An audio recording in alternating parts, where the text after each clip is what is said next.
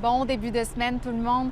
Je commence ce résumé de l'actualité en vous parlant des demandes d'aide sociale parce qu'on note la plus forte augmentation du nombre de ménages prestataires de l'aide sociale au Québec en plus de 25 ans. Et ça s'explique notamment par deux choses. D'abord, l'afflux du nombre de demandeurs d'asile au Québec dans la dernière année, mais aussi les retards d'Ottawa pour octroyer les permis de travail. Conséquence, c'est 254 621 ménages en moyenne qui bénéficient de l'aide financière de dernier recours au Québec. Et ça, c'est une augmentation de 5,9 par rapport à 2022.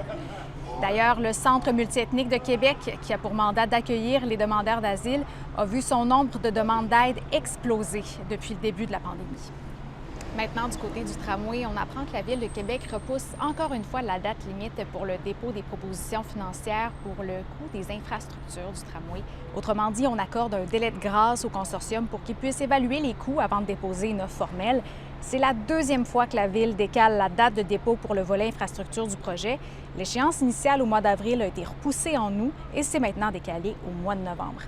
Ça pourrait retarder le feu vert du gouvernement du Québec pour la réalisation du projet qui est attendu le 10 novembre.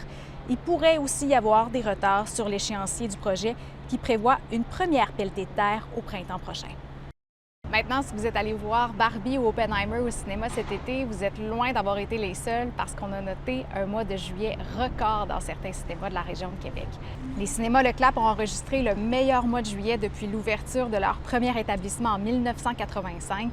C'est un retour à la normale post-pandémie qui surpasse les attentes du cinéma, qui a aussi remarqué que beaucoup d'adolescents se sont déplacés en salle. On passe tout de suite aux méga-productions et à la météo pluvieuse pour expliquer l'achalandage dans les cinémas, mais il y a des films québécois qui ont quand même réussi à tirer leur épingle du jeu.